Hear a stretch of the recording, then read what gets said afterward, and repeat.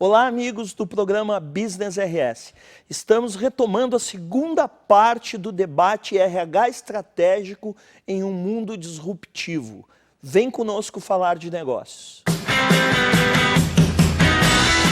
O segredo, então, por tudo que vocês estão dizendo aqui, é utilizar o que todas essas gerações têm de bom, né? Exatamente. Se as pessoas tiverem esse olhar, né, eu acredito que todos têm a ganhar. Né? Quem está há mais tempo no mercado, acabar tendo mais... aprender com o jovens, jovem, com a tecnologia, com a essa agilidade.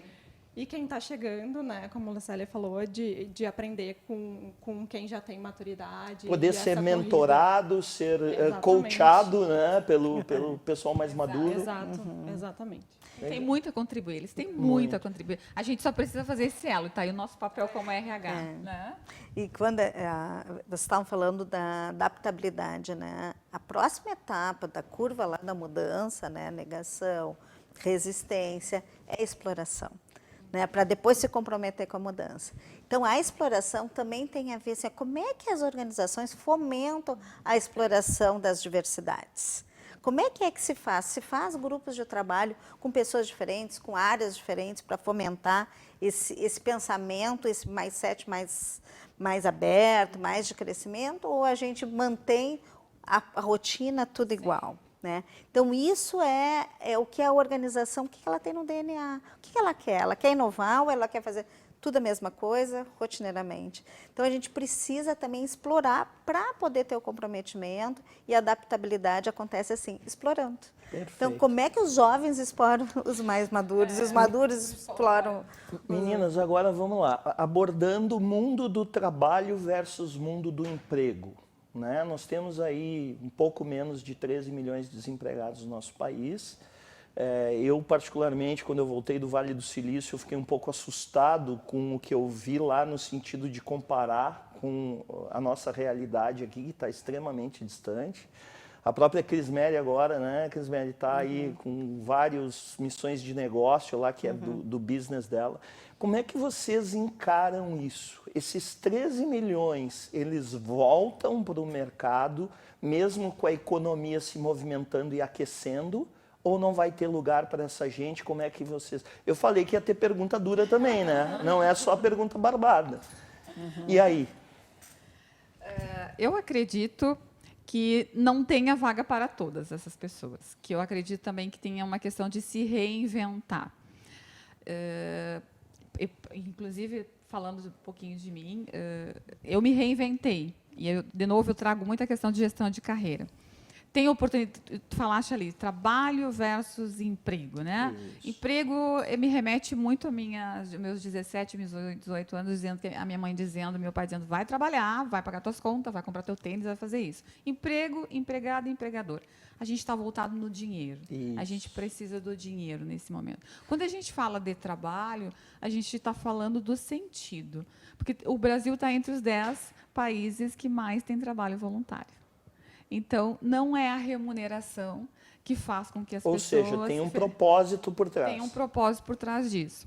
Falando do desemprego, falando desses profissionais, o que eu encontro, e também trabalho com coach e recolocação, é que algumas pessoas, alguns profissionais, nunca pensaram na sua carreira como gestão de carreira, como um trilho. Eu fiquei 10 anos, eu fiquei 15 anos nessa empresa, o que eu sei fazer? Uma das coisas que eu sempre pergunto é quem é você, quais são as suas habilidades, o que tu faz de melhor? E, às vezes, o profissional está 15 anos, é um baita profissional e ele não sabe responder. Então, se a gente for analisar, muitas carreiras não vão existir, mas muitas carreiras vão surgir. E como que eu estou preparada para esse novo momento? Se eu não tenho pessoas no LinkedIn, como nós falamos lá no início, atualizadas, buscando informações, eu também não posso dizer que só tem desemprego. Né? Eu também preciso entender, eu, como profissional, o que eu quero fazer. E não só botar a culpa no governo, na dificuldade, na crise. Eu não lembro, Ronald e meninas, um ano que me disseram assim, ou quando eu iniciei minha vida profissional, esse ano está maravilhoso. esse ano está assim fantástico. Eu não lembro, eu lembro de todo ano, buscando oportunidade, cuidando da minha carreira, que sempre tinha uma crise. A Lucélia adora me dar ganchos, né? Então eu vou aproveitando esses ganchos para passar a bola para as outras meninas. Você falou aí da questão de competências, de que não vai ter para todo mundo. Diante desse quadro, nós falamos em competências antes do pessoal que está no mercado.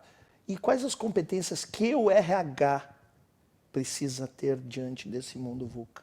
Agora eu passo pra Podem quem? complementar, responder a pergunta anterior e complementar com essa. Fiquem à Só para vontade. complementar a pergunta anterior e dar um gancho aqui com a Lucélia, eu vejo que a nossa cultura é uma cultura muito paternalista, né? A responsabilidade parece estar sempre no empregador. E as pessoas têm que ter esse protagonismo, né, de fazer a gestão da sua carreira e saberem o que elas querem, né, se posicionarem também. Então, eu vejo que aí existe uma mudança. Eu vejo que também existem oportunidades e que muitas vagas a gente não consegue fechar por falta de qualificação dos profissionais, ainda assim. Que ponto mesmo excelente. com um grande número de desempregados. Fernando, eu quero só dar um dado para o nosso telespectador, né? Nessas minhas andanças aí para conhecer ecossistemas de inovação. Eu tive recentemente em Florianópolis também, né? Que hoje é considerada, não só a Ilha da Magia, agora é a Ilha do Silício também, né? Numa das empresas que eu tive a oportunidade de visitar, só na área de tecnologia, 120 postos abertos.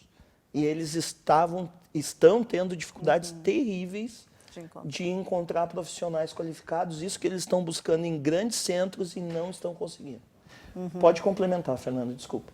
Não, na verdade, era esse dado que eu queria trazer, e no sentido das pessoas assumirem a responsabilidade, a gestão da sua carreira e o protagonismo, né? Então, Perfeito. Eu vou pegar um gancho teu agora. Vamos lá, de gancho em gancho a gente vai... Acho que tu falou, quando tu falaste que um dos meus negócios, um dos meus business é a missão de negócio, e falou de Florianópolis, que é maravilhoso, eu também estive lá. Os polos de tecnologia, maravilhosos. Então, o que a gente faz? Se Florianópolis, que antigamente era vista só como turismo e serviço público, hoje o PIB de Florianópolis é tecnologia. Ele se inverteu em 15 anos. Tecnologia, depois é serviço e depois é turismo. Né? Então, inverteu. Eu estou fazendo uma missão para Portugal de negócios, onde Portugal era um país envelhecido, um país que não tinha trabalho. Que também se reinventou, né? Que se reinventou.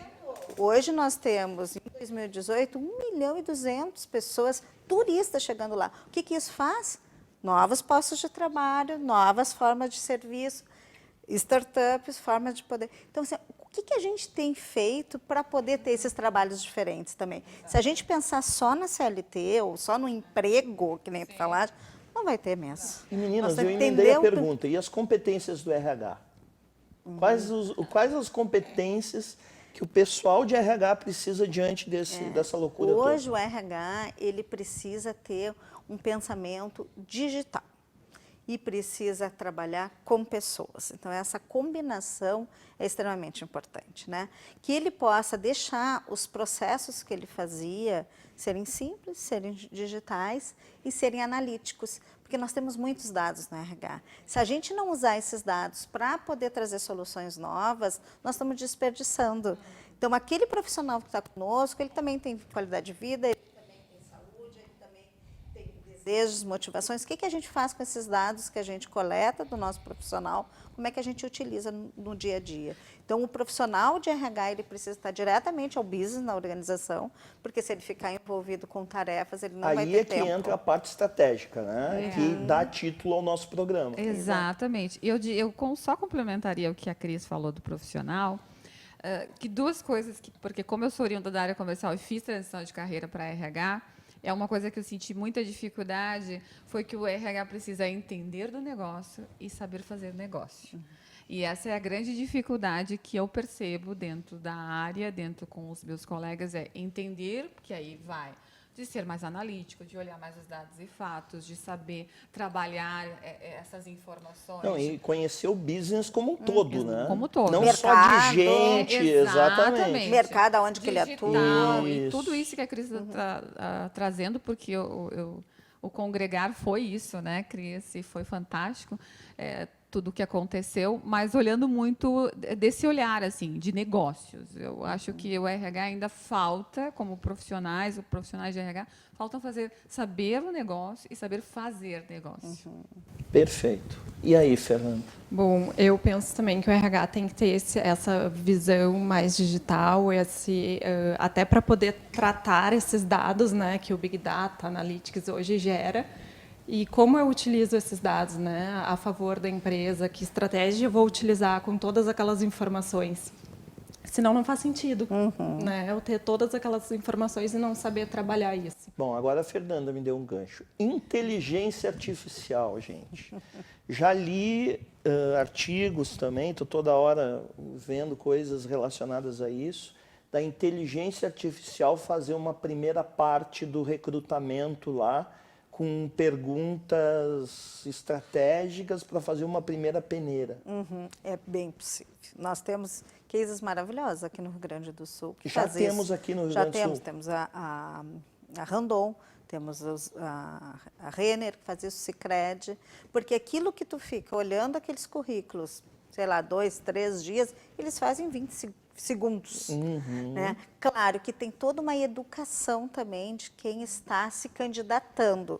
Nisso, como toda novidade, né? Tem aquele desvio padrão ali. Por exemplo, e alguns podem perder a oportunidade. Ter palavras-chave, né, Crismeri? Sim, porque, por exemplo, né, eu vou lá e não ponho a minha formação, que é um dado importante para o Business Analytics chegar ali, né, e poder entender. Eu não botei, eu posso ser uma excelente profissional. Pisei na bola ali, eu saio e não entro nem para análise futura.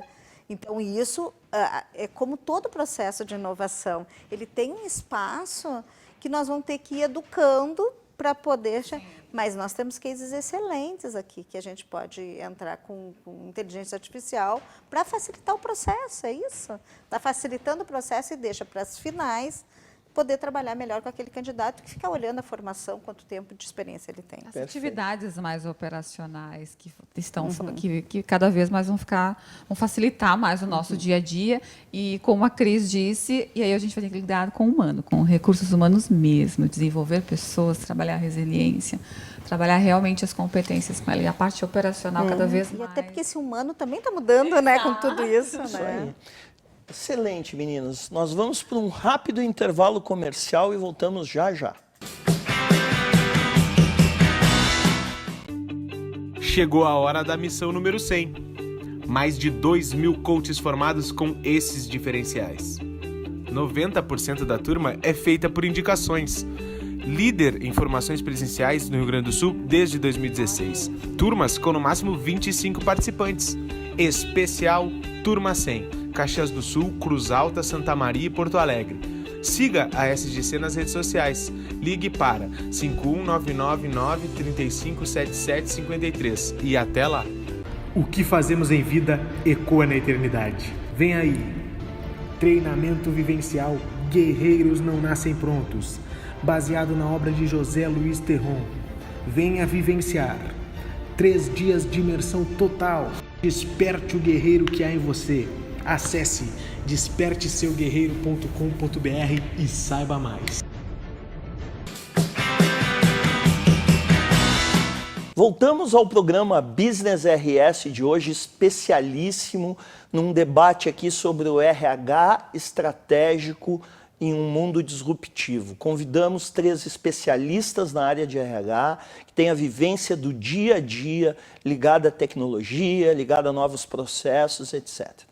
Meninas, voltando então, eu quero agora linkar a questão da liderança com o papel de vocês, né?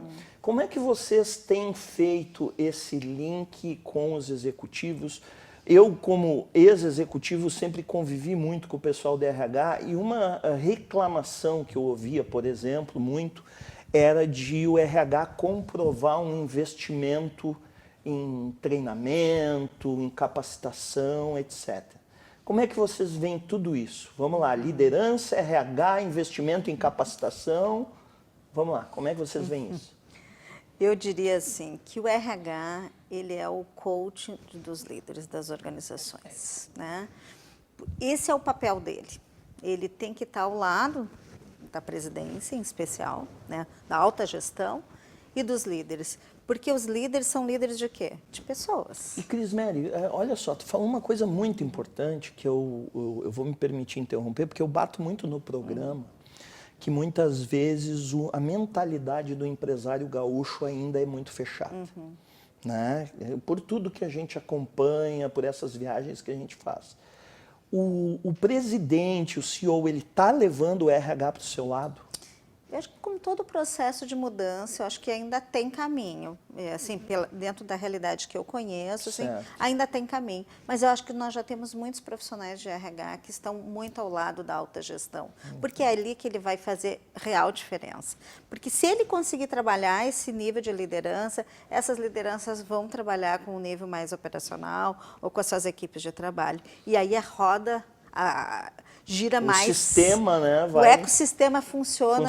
De forma mais ágil, né? E mudança de cultura. Porque essa é a mudança de cultura, né? O RH, ele é guardião da cultura. Não tenha dúvida. Ele precisa fomentar novos elementos culturais que acompanham o mercado, como também valorizar o que é o DNA daquela empresa, né? Ele precisa colocar, porque não é assim também mudar tudo, ele precisa valorizar o DNA. Então, eu diria assim que o maior papel do RH é estar ao lado da gestão, dos líderes, e ser guardião da cultura. Perfeito. Nesse sentido, eu vejo que o RH é um elo, né, entre o estratégico e o tático, e também trabalhar para que, como um RH estratégico, para mobilizar esses líderes em prol dos objetivos definidos pela empresa. E, com certeza, sendo um coach, estando ao lado desses líderes, facilita bastante, né, esse processo.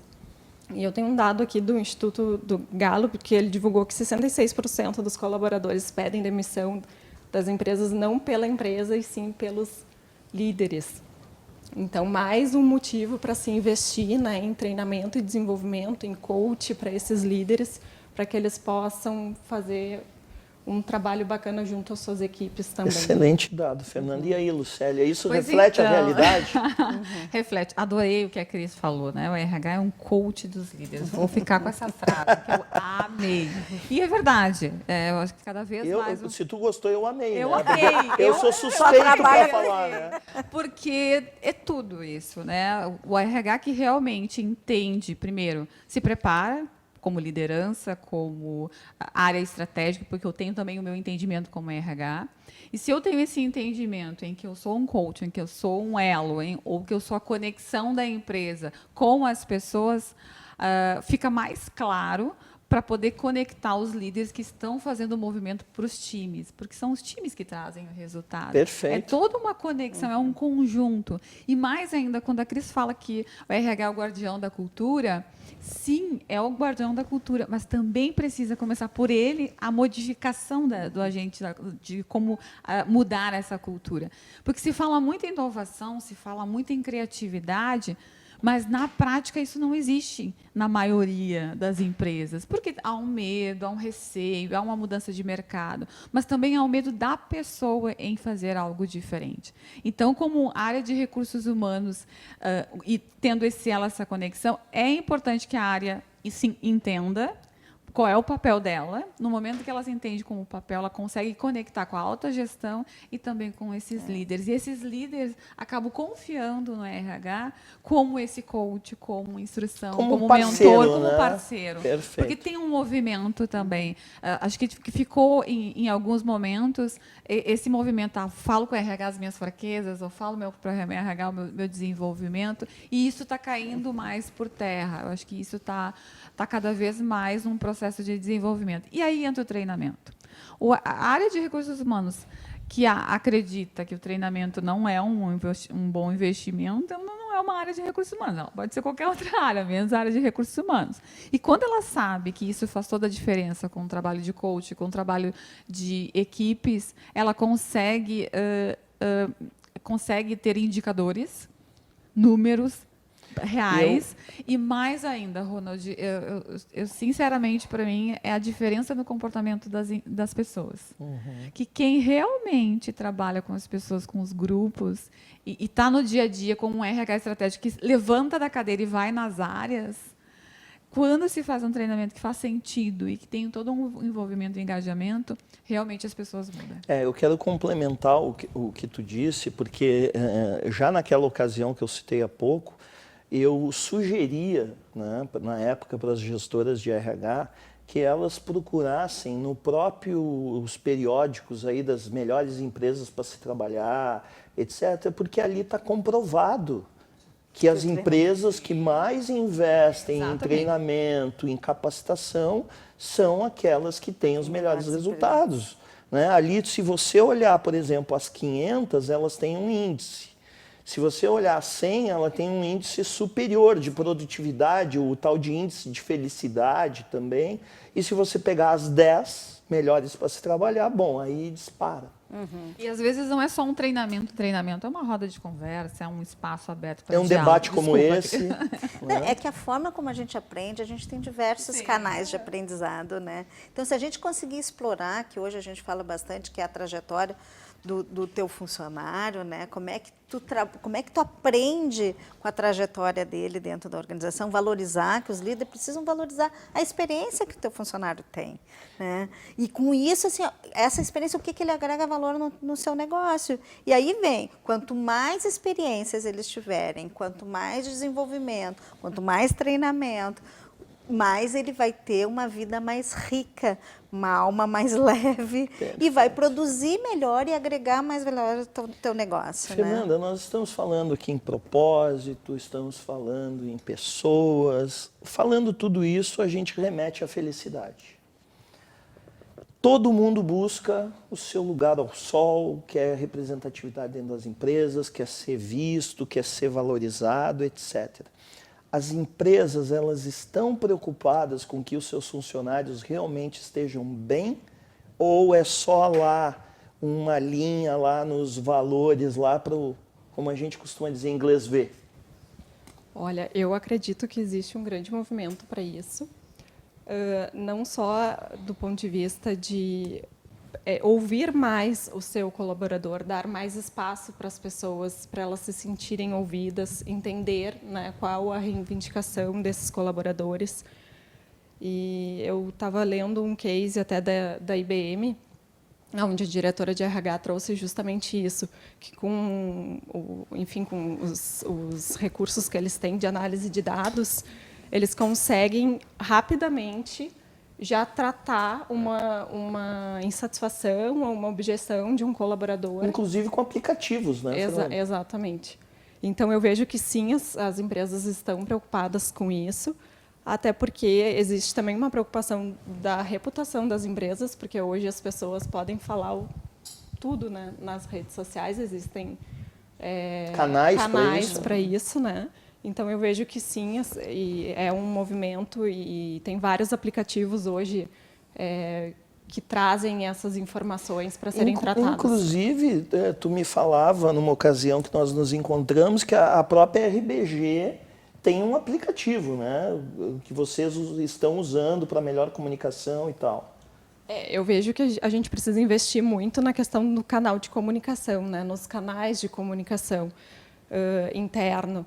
Então, nós adotamos uma rede social corporativa, mas quando fomos avaliar, nós avaliamos inúmeras empresas e tinha opções desde feliz para medir o índice de felicidade dentro da empresa e justamente tratar essas objeções rapidamente. Eu vejo que isso é algo... E o pessoal aderiu Como é que está sendo na prática? A adesão é espontânea, né, na verdade. Mas a gente vê que à medida que a diretoria, os gerentes vão se engajando, estimula os colaboradores a aderirem também à rede. E a gente tem um comitê de comunicação, que ele é multidisciplinar, então são pessoas de várias áreas, e é um espaço aberto para as pessoas levarem opinião. Então, a gente, nessas reuniões, a gente divulgando o canal, né, o aplicativo, as pessoas passaram a aderir mais. Então, foi bem interessante. Que legal, que case interessante. E aí, meninas? Eu vou só pegar o gancho aqui dessa tua pergunta para a Fernanda, que eu achei bem interessante sobre felicidade dentro das empresas. Eu acho isso bem importante quando a gente trabalha a qualidade de vida, a felicidade, tudo. Mas a gente também tem que trazer um pouquinho de responsabilidade para esse colaborador. 50% é meu e 50% é do outro. Isso Tirar é muito aquela questão que tudo é empresa. É, né? assim, porque há um momento em que a empresa vai sanar as minhas necessidades. Tá? Mas há momentos que ela não vai sanar, porque ela tem uma cultura, porque ela tem que trazer resultado, porque nenhuma empresa vive sem resultado. Não tenha dúvida. E tem coisas que são minhas que eu preciso tratar, as minhas insatisfações, né? O que me faz feliz. Então, quando a gente fala de felicidade, fala de experiência ou reputação, eu gosto muito de experiência do cliente, seja o cliente interno, seja o cliente externo, é importante, sim, que esse cliente interno tenha uma passagem, seja 1 ano, 2 anos, ou o tempo que ele for, que ele tenha uma experiência positiva da empresa, que ele tenha acesso para um diálogo, que ele receba um feedback, que ele consiga contribuir com essas experiências. Mas, ao mesmo tempo, como profissional, ele também precisa se conhecer, porque a autorresponsabilidade também é dele.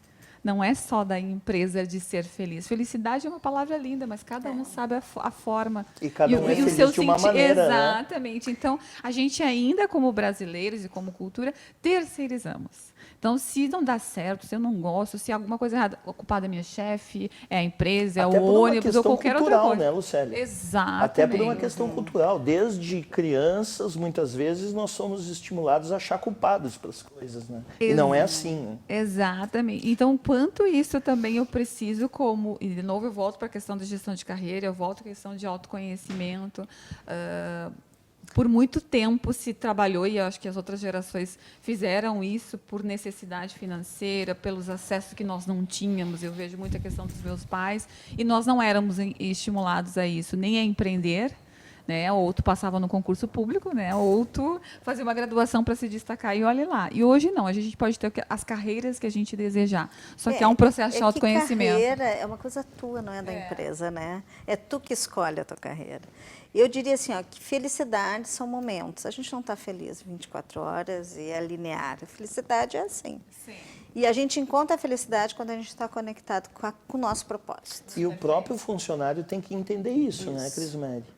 E isso é o papel da liderança. A liderança, porque muitas vezes a gente tem colaboradores que não têm esse autoconhecimento, Sim. não revisa. Então, o líder ele precisa fomentar isso na sua equipe de trabalho. Precisa entender qual é o legado, qual é o propósito, se ele está feliz, se ele está conectado com o seu trabalho ou ele está ali só para receber o seu salário. Esse é o papel da liderança. Esse é o maior papel da liderança, digamos Vocês assim. enxergam um apagão de lideranças nas organizações? Eu vejo. Eu acho que esse líder hierárquico, cada vez ele está sumindo. Porque as equipes multidisciplinares, tu foi para o Vale do Silício, eu também, a gente sabe que lá não tem liderança, né? É uma equipe que se reúne e cria. O próprio Congregar abordou isso, né, Crismeri? A questão da liderança ágil. Hoje existem muitos projetos, né? Quer dizer, são projetos horizontalizados, onde todo mundo trabalha com foco no resultado do projeto. E com as suas expertises diferentes. Perfeito. E daí essa liderança seria para coordenar isso, se gerenciável, não precisa dessa liderança. E se auto-estabelece. Na verdade, a liderança ela passa a ser compartilhada. Né? Compartilhada.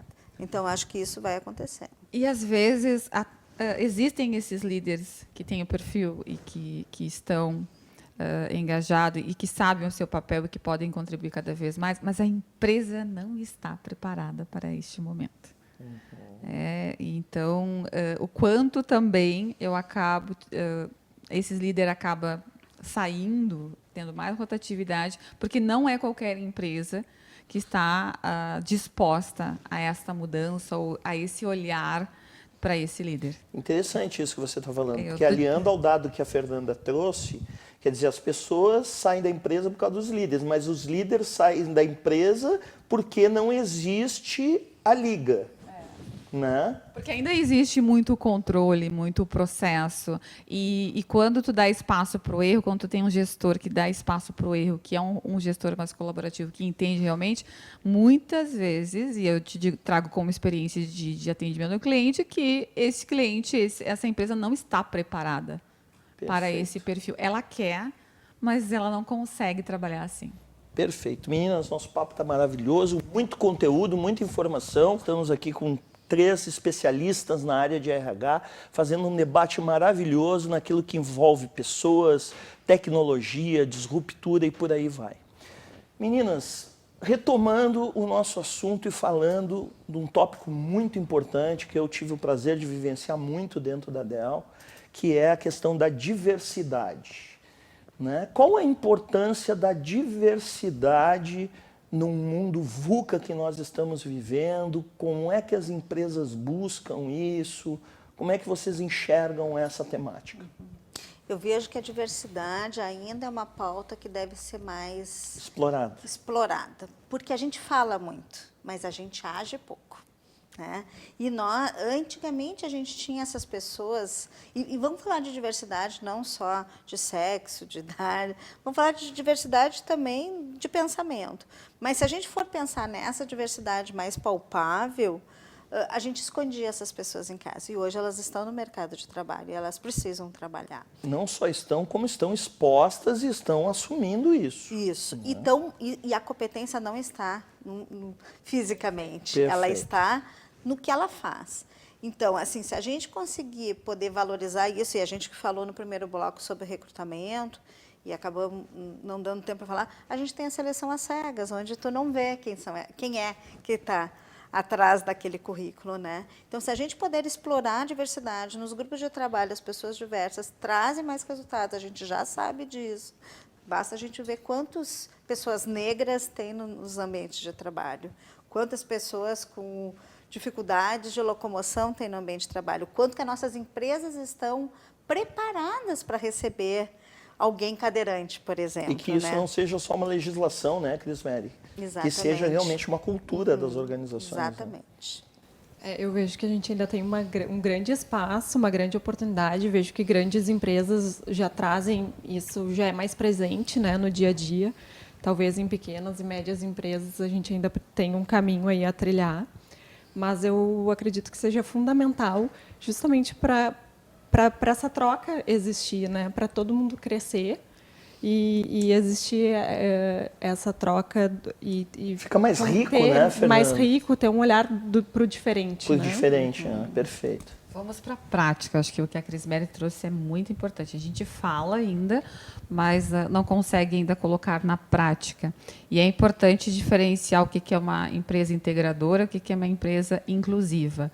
Né? Quando a gente fala de inclusão, realmente colocar as pessoas da forma que elas são e preparar os colaboradores e a cultura da empresa. Quando elas são integradoras, quando elas só fazem uma integração dizendo temos lá uma pessoa com deficiência física, temos um negro lá em outro no financeiro, vamos dizer assim. Você faz só uma integração para dizer que tem uma ação, mas não tem uma inclusão, não faz parte realmente do DNA da empresa, e é isso que a gente precisa mudar, colocar um pouco mais na prática, debater mais, ter mais rodas de conversa, entendimento, né? Que não a frase, né? Não convide só para festa, convide para dançar, né? Exatamente. E assim, não é a cor da pele, não é o físico que vai medir as minhas competências, as competências da Crismeri. Não é preferência sexual. Não é preferência sexual. Não é isso que influi. O resultado da minha entrega no dia a dia. Então, não é por esse caminho, mas a gente precisa debater mais e praticar mais também. Perfeito. Para isso, a liderança ela precisa ter esse pensamento, porque é a partir da liderança que tu vai escolher. E né? precisa ser preparada, né? Então, isso também tem que estar no DNA da empresa. Né? Porque depois que isso está dito, é só executar. Só que para isso precisa investimento. Interessante o que você está falando. Na verdade, então, quem precisa comprar isso é o presidente, é o CEO, para que isso se permeie na organização Sim. de cima para baixo. Né? É top-down, né? Não tem como. Se teu presidente ou o dono daquela organização, seja ela pequena ou grande, ele não acreditar nisso, não vai acontecer. Porque também é uma mudança cultural. Eu ia dizer, tem que fazer parte da cultura. Cultura. E assim, meninas, né? Enquanto vocês falavam de diversidade, eu notei aqui que nós temos uma representação toda feminina nesse programa, né? O que me orgulha bastante. Eu sempre tive esse cuidado com o Vitor, né? Eu disse, cara, pelo amor de Deus, vamos sempre equilibrar homem e mulher. Não quero saber só... Enfim, eu sou um defensor de vocês, mulheres. Eu não tenho dúvida alguma de que vocês vão dominar o mundo, né? E não é uma retórica de quem quer jogar confete, é simplesmente os dados mostram isso. A libertação feminina, ela tem aí 40, 50 anos, e vocês conquistaram um espaço nesses 50 anos que os homens levaram uma história toda anterior para chegar lá. Então, é dado físico, digamos assim, de tempo. Onde é que eu quero chegar com isso? Ainda sabemos que as mulheres são poucas em cargos de liderança, em cargos de presidência, e nós estamos falando de diversidade. Como é que vocês encaram isso? Interessante, porque a BRH ela tem 46 anos, vai fazer 47 esse ano. Eu sou a segunda mulher a presidir a BRH. Olha aí. E isso dentro de 10 anos. Tivemos a Clarice Martins Costa, que é a diretora das lojas Renner, e eu nesses 10 anos, em 47 anos, né, que vai fazer agora. Então, realmente, galgar espaço, a mulher, ela tá buscando isso. Mas, culturalmente, também nós não fomos criados para isso. Nós fomos criados para... Primeiro, nós fomos criados para atividades humanas. Verdade. E não exatas. E os homens, provedores e exatos.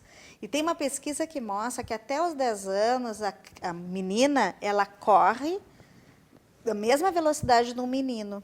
Só que quando ela vê que o menino está competindo, ela recua. E daí ele ganha. Depois, claro, dos 10 anos, o músculo, fisiologicamente, ele ganha. Então, assim, como é que a gente pode também, culturalmente, criar os nossos filhos dentro das organizações para poder entender que é igualitário, não tem mais ou menos, é igualitário. E também já temos muitas ações que estão treinando e capacitando as mulheres para as exatas. Eu mesmo dou aula de Business Analytics dentro da Unicef, e assim, meus alunos lá, 10% tem uma mulher entre 10 alunos. Então, assim, tudo isso é cultural, mas é uma pauta que a gente tem que cada vez valorizando. Né, Eu vejo que tem áreas, né, que ficam mais voltadas para o público feminino ainda hoje, mas lá na empresa a gente tem uma realidade um pouquinho diferente. Tu estava falando, eu estava aqui pensando. Olha que legal. E certamente hoje 60% da empresa são colaboradoras mulheres.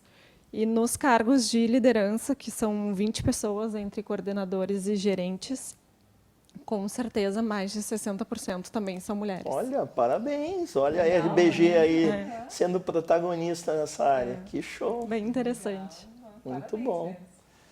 E aí, Lucélia, qual a tua opinião sobre isso? É um caminho, é uma Tu construção. que tem o papo de RH conduzido por uma mulher, tu é uma líder, formadora de opinião. E aí? Inclusive, já me perguntaram, mas o papo de RH só vai mulheres, né? Eu digo, não, vai homens também, não tem esse problema. Pode ir homens. Podem, com certeza. Eu tô dos dentro, então. convidados, não, fica bem tranquilo, o próximo papo de RH. Inclusive, para a gente poder falar de coach, que é importante. Mas é um caminho que a gente está percorrendo, né? E cada vez mais buscando o seu espaço. E falando um pouquinho do empoderamento feminino, vem muito da nossa cultura, mas também vem muito o ambiente familiar. Eu nasci, graças a Deus, numa família bem privilegiada, onde o meu pai sempre incentivou, não por ser menino ou por ser menino, mas sempre para buscar o seu espaço. De forma com respeito, tanto que a frase que ele sempre me disse assim: o que o outro tem é problema dele, vai buscar o que tu tem que buscar para ti. Então também tem essa questão de autoestima da mulher, como a Cris mesmo falou, como nós somos criadas e o que a sociedade nos colocou, né? E quando a gente tem dentro da própria ambiente familiar pessoas que nos incentivam a ser quem a gente é e nos dão esse poder desde criança, talvez as coisas sejam mais fáceis, né? Mas o que acontece é que muitas vezes nos ambientes familiares isso não acontece. Acontece muito mais um machismo, muito mais uma diminuição da mulher. E por isso que por muito tempo a gente também não ficou no protagonismo. Então a gente vem crescendo isso, vem crescendo dentro do mercado de trabalho, vem crescendo em outras profissões, vem crescendo no empreendedorismo. A mulher é que mais se qualifica, que mais busca informação. É verdade.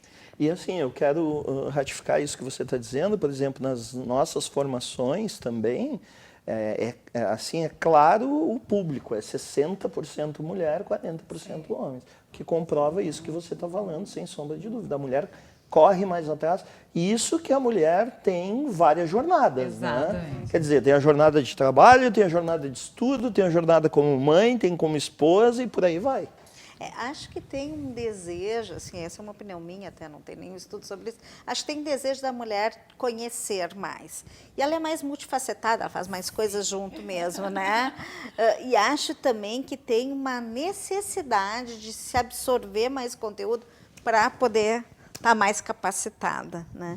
Então, por exemplo, das exatas, o que acontece? Nós não vamos dar volta se nós não tivermos pessoas entendendo mais de computação, de exatas. Nós não vamos ter dinheiro para isso, então, e nós não temos homens suficientes para isso. As mulheres precisam entrar nessa área para dar volta econômica, inclusive, né? Então, não é só uma questão. Então, elas precisam entender que elas podem também conhecer matemática, física, pode conhecer as exatas de forma diferente para poder ajudar numa economia. Então, tem uma questão de autoestima e tem uma coisa de poder conhecer as suas capacidades, né? E acho que nós estamos nesse processo, oferecendo para o público as mesmas oportunidades. Quem é que vai? O que acontece é que muitas vezes a gente sabe que 30% do salário da mulher é mais baixo, fazendo a mesma coisa. Ainda tem empresas que pagam menos para a mulher. Inclusive em países de primeiro mundo. Exatamente. Mas eu, particularmente, eu sempre digo, quando a gente fala desse negócio do empoderamento, isso não conversa comigo, porque eu sempre vivi muito em volta de homens. E eu nunca vivi isso, né? Mas a gente sabe que acontece. Acontece. Então, acho que vai muito aí, tem o tripé, né? Que é eu, tenho o meu histórico, tudo que eu aprendi, e tem o ambiente que eu estou convivendo. Nenhum nem outro pesam mais. A gente tem que estar ali lutando por pelas tuas oportunidades. Oportunidades tem para todos. Como é que tu usa as oportunidades? Meninas, nós vamos começar a encaminhar o nosso programa para o final e é de praxe aqui do Business RS nós darmos a palavra para os nossos entrevistados, né, para fazerem as suas considerações finais, deixarem uma mensagem para o nosso público. Fica à vontade. Quem começa? Bom, posso começar, então? Vai lá, Fernanda. Então, primeiramente, eu gostaria de agradecer a oportunidade, né, nesse debate. É sempre bom a gente poder revisitar alguns conceitos e também abrir novos caminhos, né, de aprendizagem. E a única coisa que a gente sabe é que a mudança, né, está aí e é fato. E a gente precisa estar aberto para o novo, precisa ter flexibilidade e agilidade para conseguir estar inserido nesse mundo VUCA aí que a gente vive, né? Então é isso. Mais uma vez, obrigada, Ronald, pelo convite. Eu que agradeço. Muito bom. Agradecer também a oportunidade, passa rápido, né? A gente entra aqui, passa o papo muito está tão gostoso, né? Sério, a gente poderia ficar aqui mais um tempão, né? Agradecer, sim, a oportunidade, foi muito bom, é fantástico, a gente troca essas energias e informações. Cris Meri é uma profissional que eu admiro muito, acompanho muito o trabalho dela, e falar de área de recursos humanos é uma paixão para mim. Então, fiquei muito feliz pelo convite. E que bom que tem mudanças. Eu já finalizaria assim, Fernanda. Coisa boa que tem mudanças. É tão e que bom, venham cada vez mais. Que venham cada vez mais e que a gente possa contribuir e assim, multiplicar cada vez mais também o conhecimento, compartilhar com as pessoas. Já te deixo convite para o Papo de RH, tá, Ronald? Agradeço. Eu também quero agradecer. Eu acho que essas trocas são tão importantes, né? Porque a gente acaba, quando um fala, vai puxando o outro. É sinal que a gente também tem muitas coisas para conversar ainda, né? E aprender conversando com o outro, porque isso aqui também é uma sala de aprendizado, né? Então, obrigada, assim, por esse espaço que a gente está tendo, conhecer novas pessoas também, né, Fernanda, e poder conviver aí com a Lucélia, que a gente já convive há tanto tempo. E eu gostaria de poder dizer que eu sempre digo isso, a gente é uma riqueza, a gente precisa conhecer todas as pérolas que existem em nós. E o autoconhecimento é o primeiro passo para qualquer riqueza. Perfeito. Tu poder entender quais são as competências, o que tu é bom, o que tu agrega valor, porque isso vai sair naturalmente de ti. Que brilha o teu olho, né? Que brilha o teu olho, porque isso a gente vai fazer sem esforço. E as organizações precisam disso, de poder identificar teu talento. Para isso, tu precisa saber qual é o teu talento também, né? E aí, depois a gente vai desenvolvendo, né? Já tem um livro que fala, descobre, né, seus pontos fortes, que é qual é o teu talento, como é que tu coloca técnica em cima do teu talento, tu vai ter um ponto forte. Então, na medida que eu tiver meus pontos fortes estabelecidos, eu vou poder fazer aquela atividade de forma com muita maestria. E aquilo que eu não sou muito bom, que todos nós temos, nós vamos administrar, ou vou passar para alguém que tenha, né? Então, a gente poder trabalhar o nosso autoconhecimento é o segredo do sucesso profissional que a gente tem. E isso eu acho que ainda as pessoas não deram esse clique, muitos. Eles precisam investir um pouco mais em si, porque vai investir na sua carreira, vai estar melhor quando chegar em casa, vai estar mais feliz, né, nos seus ambientes que convive. Então, acho que invista no seu autodesenvolvimento. Obrigado. Meninas, carinhosamente chamei vocês assim, Fernanda Bander, da RBG Produtos Terapêuticos, Lucélia Euric, do Papo de RH, Cris Meri, presidente da nossa querida BRH-RS, né, e também diretora da Possibilitar, consultoria organizacional. Minha gratidão eterna a vocês.